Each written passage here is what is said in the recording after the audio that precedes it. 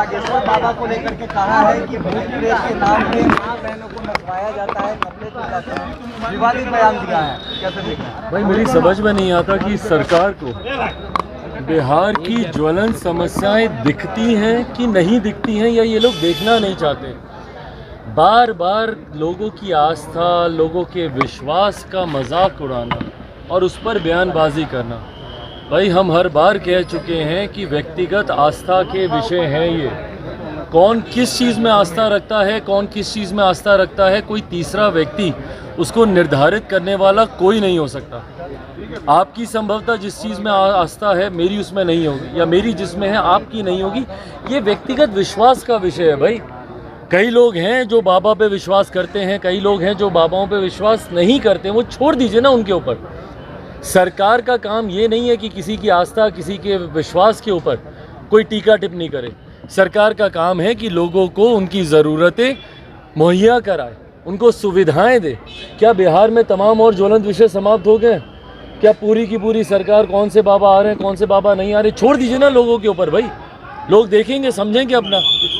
कोई आएगा मिलेंगे, नहीं आएगा नहीं मिलेंगे, ये लोगों के ऊपर है।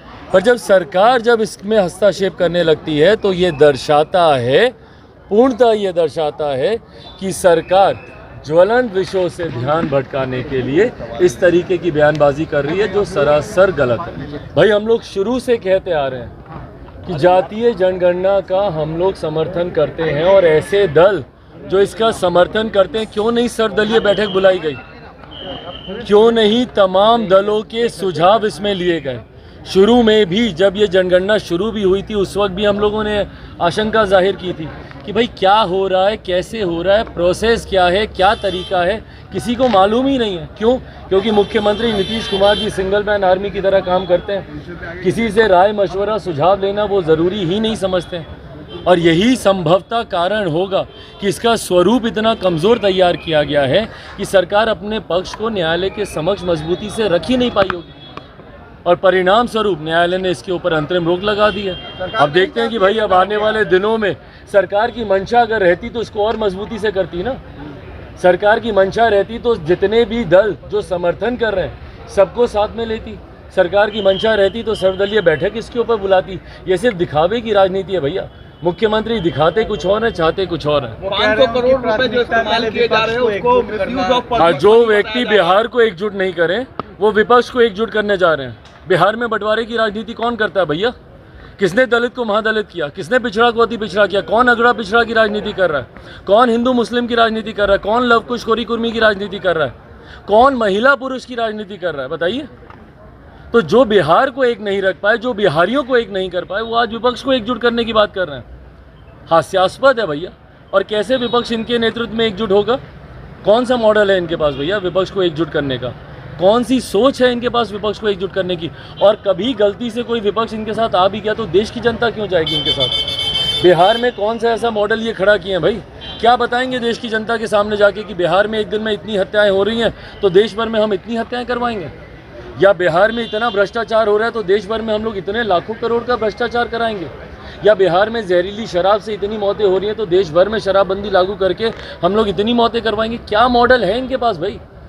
जिनके प्रदेश में पुल हवा से गिर जाते हों, जिनके प्रदेश में चूहे कुतर जाते हों, उस प्रदेश का कौन सा मॉडल मुख्यमंत्री जी लेकर जाएंगे जहां पे हर जात पात धर्म मजहब के लोग आज की तारीख में सड़क पे हैं और हर समस्या का समाधान जिनके पास लाठी हो?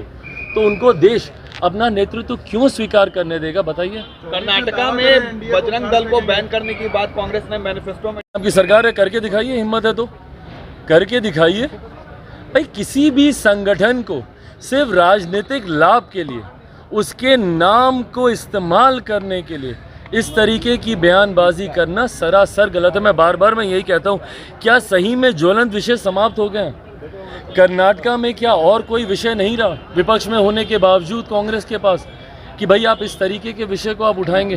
क्या कर्नाटका में बाकी तमाम समस्याओं का समाधान हो गया?